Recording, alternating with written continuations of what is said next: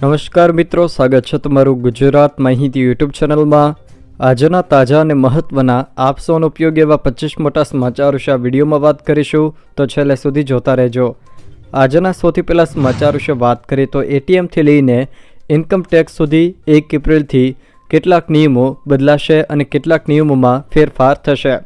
1 એપ્રિલથી નવા નિયમો અને ફેરફારો લાગુ થવા જઈ રહ્યા છે, જેમાં જૂના મોબાઈલ નંબરના યુપીઆઈ એકાઉન્ટ બંધ થઈ જશે। એટીએમમાંથી પૈસા ઉપાડવા માટે ચાર્જ ચૂકવવો પડશે। જોકે કારો 4% મોંઘી થશે। સેવિંગ એકાઉન્ટમાં મિનિમમ બેલેન્સ જાળવવું જરૂરી રહેશે। આરબીઆઈની પોઝિટિવ પે સિસ્ટમ લાગુ કરવામાં આવશે, જ્યારે 1 એપ્રિલથી આવકવેરાના નિયમો પણ બદલાશે અને જીએસટીમાં આઈડીએસ સિસ્ટમ લાગુ કરવામાં આવશે। ગુજરાતભરમાં ભર ઉનાળે માવઠાની આગાહી। ગુજરાતમાં ભર ઉનાળે માવઠાની હવામાન વિભાગ દ્વારા આગાહી કરવામાં આવી છે।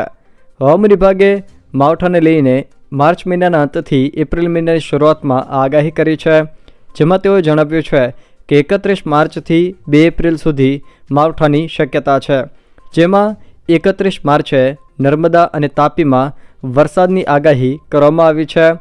તો 1 તારીખે સૌરાષ્ટ્રમાં અમરેલી, ભાવનગર, જ્યારે મધ્ય ગુજરાત અને દક્ષિણ ગુજરાતમાં છોટાઉદેપુર, નર્મદા, સુરત, તાપી, ડાંગ, નવસારી અને વલસાડ આ જિલ્લાના છૂટાછવાયા વિસ્તારોમાં ગાજવીજ સાથે હળવાથી મધ્યમ વરસાદની આગાહી કરવામાં આવી છે। તો 2 તારીખે મધ્ય ગુજરાત, દક્ષિણ ગુજરાત અને સૌરાષ્ટ્રના કેટલાક વિસ્તારોમાં માવઠાની આગાહી કરવામાં આવી છે, જેમાં બોટાદ, ભાવનગર, અમરેલી, ગીર સોમનાથ, સાબરકાંઠા, અરવલ્લી, મહીસાગર, ખેડા, પંચમહાલ, દાહોદ, આણંદ, વડોદરા, છોટાઉદેપુર, ભરૂચ, નર્મદા, સુરત, તાપી, ડાંગ, નવસારી અને વલસાડ આ જિલ્લાના છૂટાછવાયા સ્થળોએ ગાજવીજ સાથે હળવાથી મધ્યમ વરસાદની આગાહી કરવામાં આવી છે। તો 3 તારીખે રાજ્યમાં માવઠાની જોર ઓછું થઈ જશે। 3 તારીખે ફક્ત નર્મદા અને તાપીમાં છૂટાછવાયા સ્થળોએ વરસાદની આગાહી કરવામાં આવી છે। આજે ફરી સોનાનો ભાવ વધ્યો। સોનાના ભાવમાં સતત ત્રીજા દિવસે વધારો થયો છે। દેશના મોટા શહેરોમાં 24 કેરેટ સોનાનો ભાવ 91,000 રૂપિયા અને 22 કેરેટ સોનાનો ભાવ 83,400 રૂપિયા પર વેચાઈ રહ્યો છે। જોકે આગળના દિવસની સરખામણીએ સોનાના ભાવમાં 1200 રૂપિયા સુધીનો વધારો જોવા મળ્યો છે। 400 આરોગ્ય કર્મીઓને બરતરફ કરાયા। પાટણમાં હડતાળ પર ઉતરેલા 400 આરોગ્ય કર્મીઓને સરકાર દ્વારા બરતરફ કરવામાં આવ્યા છે। 600થી વધુ કર્મીઓ હડતાળ પર ઉતર્યા હતા। જિલ્લા આરોગ્ય વહીવટી તંત્રએ કડક સૂચનાના પગલે આ કાર્યવાહી કરી છે। ફિક્સ પગાર પર આરોગ્યનું કામ કરતા કેટલાક કર્મીઓ હાજર થયા। આરટીઈમાં પ્રવેશ માટે વાલીઓનો ઘસારો। 6 લાખની આવક મર્યાદા કર્યા બાદ વાલીઓનો ઘસારો વધ્યો છે। અમદાવાદમાં 15 દિવસમાં જ 31,000 ફોર્મ ભરાયા છે। 14,000 બેઠકો સામે બમણા ફોર્મ ભરાયા છે। 15 એપ્રિલ સુધી ફોર્મ ભરી શકાશે। ગુજરાતમાં સરકારી કચેરીઓમાં વ્યવહાર વિના કામ થતા જ નહીં તેવો આરોપ કિરીટ પટેલ દ્વારા સરકાર પર લગાવવામાં આવ્યો છે। ભ્રષ્ટાચાર મુક્ત ગુજરાતના ગાણા ગવાઈ રહ્યા છે, ત્યારે સરકારી કચેરીઓમાં ખુલ્લેઆમ ભ્રષ્ટાચાર આચરવામાં આવે છે તેવો મુદ્દો વિધાનસભામાં ગાજ્યો હતો। વિધાનસભા ગૃહમાં કોંગ્રેસના ધારાસભ્ય કિરીટ પટેલે આક્ષેપ કર્યો હતો કે સરકારી કચેરીઓમાં નાણાંનો વ્યવહાર કરો તો જ કામ થાય છે। જો પૈસા ન આપો તો કામ થાય નહીં। કચેરીઓમાં ધરમ ધક્કા ખાવા પડે। મારી એને ની ફાઇલમાં 20 વાંધા કાઢવામાં આવ્યા, પણ જ્યારે મેં પૈસાનો વ્યવહાર કર્યો કે તરત જ વાંધાઓ દૂર થઈ ગયા હતા। આવો આરોપ બીજો કોઈએ નહીં પરંતુ કોંગ્રેસના ધારાસભ્ય કિરીટ પટેલે કર્યો છે। ગુજરાતમાં મોટા પાયે પોલીસ કર્મીઓની બદલી કરાઈ। ગુજરાતમાં મોટે પાયે પોલીસ કર્મીઓની બદલી કરવામાં આવ્યા હોવાના સમાચાર સામે આવ્યા છે, જેમાં અમદાવાદ શહેરના 38 પોલીસ કર્મીઓની ક્રાઇમ અને ટ્રાફિક વિભાગમાં બદલી કરવામાં આવી છે। પોલીસ કમિશનર જીએસ મલિકે પોલીસ કોન્સ્ટેબલ અને હેડ કોન્સ્ટેબલ સહિતના 38 પોલીસ કર્મીઓની આંતરિક બદલીના આદેશ પણ આપ્યા હતા। જોકે આ કાર્યવાહીથી પોલીસ બેડામાં ખળભળાટ શરૂ થઈ ગયો છે। બેંકે જતા પહેલાં આ લિસ્ટ જોઈ લેજો। એપ્રિલ મહિનામાં 11 દિવસ બેંકો બંધ રહેશે। રિઝર્વ બેંક ઓફ ઇન્ડિયા દ્વારા એપ્રિલ મહિનાની બેંક રજાઓની યાદી જાહેર કરવામાં આવી છે, જેમાં અલગ અલગ વિસ્તારોમાં સ્થાનિક તહેવારોને લઈને પણ બેંકોમાં રજા રહેશે। 1 એપ્રિલ 2025ના રોજ કોમર્શિયલ બેન્કોની વાર્ષિક ઇન્વેન્ટરીના કારણે દેશભરમાં બેન્કો બંધ રહેશે. 6 એપ્રિલ 2025ના રોજ શ્રી રામનવમીના કારણે દેશભરમાં રજા રહેશે. 10 એપ્રિલ 2025ના રોજ મહાવીર જયંતિના કારણે દેશભરમાં બેન્કો બંધ રહેશે. 12 એપ્રિલ 2025ના રોજ બીજો શનિવાર હોવાથી દેશભરમાં બેન્કો બંધ રહેશે. 13 એપ્રિલે રવિવાર હોવાથી દેશભરમાં રજા રહેશે. 14 એપ્રિલ 2025ના રોજ બાબા સાહેબ આંબેડકરની જન્મ જયંતિ પર દેશભરમાં રજા રહેશે. 18 એપ્રિલ 2025ના રોજ ગુડ ફ્રાઇડેમાં દેશભરમાં રજા રહેશે. 20 એપ્રિલ 2025ના રોજ રવિવારના કારણે દેશભરમાં બેન્કો બંધ રહેશે. 26 એપ્રિલ 2025ના રોજ ચોથો શનિવાર હોવાથી દેશભરમાં રજા રહેશે. 27 એપ્રિલ 2025ના રોજ રવિવારને કારણે દેશભરમાં બેન્કો બંધ રહેશે. જ્યારે 29 એપ્રિલ 2025ના રોજ ભગવાન શ્રી પરશુરામ જયંતિના કારણે દેશભરમાં રજા રહેશે. આમ એપ્રિલ મહિનામાં 11 દિવસો સુધી બેન્કો બંધ રહેશે. 1 એપ્રિલથી આવશ્યક દવાઓના ભાવમાં વધારો થશે. કેન્સર, ડાયાબિટીસ, હૃદયરોગ અને એન્ટીબાયોટિક જેવી દવાઓની કિંમતમાં 1.7% સુધીનો વધારો થઈ શકે છે.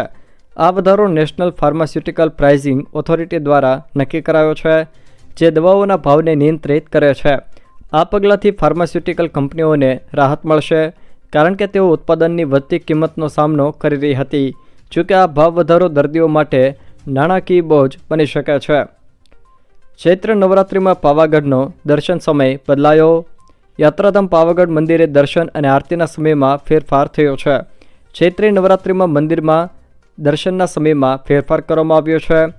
એકમ, આઠમ, નોમ અને પૂનમે સવારે 4 વાગ્યે મંદિર ખુલશે. અન્ય દિવસોમાં મંદિરના દ્વાર સવારે 5 વાગ્યે ખોલવામાં આવશે. જોકે રાત્રે 8 વાગ્યા પછી મંદિરના કપાટ બંધ થશે. બનાસકાંઠામાં ભૂસ્તર વિભાગની મોટી કાર્યવાહી. બનાસકાંઠા જિલ્લામાં ફરી એકવાર જિલ્લા ભૂસ્તર વિભાગની ટીમે બાતમીના આધારે ભૂમાફિયાઓ સામે કડક કાર્યવાહી કરી છે. ભૂસ્તર વિભાગની ટીમે કાંકરેજ તાલુકાના બુકોલી જમણાપાદર નજીક બનાસ નદીમાંથી અનઅધિકૃત રેતીનું ખનન ઝડપી લીધું છે. ઘણા સમયથી અહીંયા ગેરકાયદેસર રેતીનું ખનન થતું હોવાની ફરિયાદો મળી હતી અને આખરે બાતમીના આધારે જિલ્લા ભૂસ્તર વિભાગની ટીમે મેગા ઓપરેશન પાર પાડ્યું છે. ગુજરાત જમીન મહેસૂલ સુધારા વિધેયકને લઈને મહત્વના સમાચાર. વિધાનસભા ગૃહમાં ગુજરાત જમીન મહેસૂલ સુધારા વિધેયક પસાર થયું છે. બિન ખેતી કરાવ્યા વિનાની જમીન પર મંજૂરી વગરના બાંધકામને માન્યતા મળશે. ચોક્કસ અવેજ ચૂકવીને મિલકતની કાયદેસરતા મેળવી શકશે. જોકે વિધેયકને સર્વાનુમતે પસાર કરાયું છે. હવે આ ગુજરાત જમીન મહેસૂલ સુધારા વિધેયક 2025નો અમલ થવા જઈ રહ્યો છે, ત્યારે તેને લગતી કેટલીક માહિતીઓ વિશે વાત કરી લઈએ. હવે આનો હેતુ શું છે એના વિશે જો વાત કરીએ તો આ બિલ એવા લોકો માટે છે કે જેમણે પોતાની જમીન પર બાંધકામ કર્યું છે, પણ જરૂરી પરવાનગીઓ લેવાનું કોઈને કોઈ કારણોસર ચૂકી ગયા છે. પોતાની જમીનના પ્લોટ પાડીને કોઈએ વેચ્યા, તેના પર પ્લોટ લઈને એક મકાન બનાવ્યું. એ વ્યક્તિને ખ્યાલ નથી કે તે વેચનારે બિનખેતીની પરવાનગી લીધી નથી કે બીજી નિયમ અનુસાર પરવાનગીઓ લીધી નથી.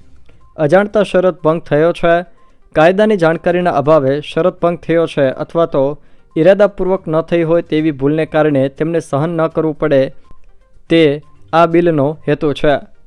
સૌથી પહેલાં વાત કરીએ તો આ સુધારો કરવાથી ગુજરાત જમીન મહેસૂલ અધિનિયમ 1879 હેઠળની સોસાયટીઓને જ્યાં ગણત ધારાની કલમ 84 ગ અથવા તો કલમ 122 હેઠળની કાર્યવાહી શરૂ હોય, આ કાયદાથી નિયત થયેલા માંડવાળ ફી તેમજ પ્રીમિયમની રકમ તથા અન્ય સરકારી લેણાની રકમ ભરપાઈ કર્યાથી પરિવર્તનીય વિસ્તાર જાહેર કરી શકાશે, જેથી લોકોની મિલકતને જમીન મહેસૂલ રેકોર્ડ પર લાવી શકાશે, જેના પરિણામે સામાન્ય પ્રજાજનોને બેન્કો પાસેથી સરળતાથી લોન પણ મળી રહેશે.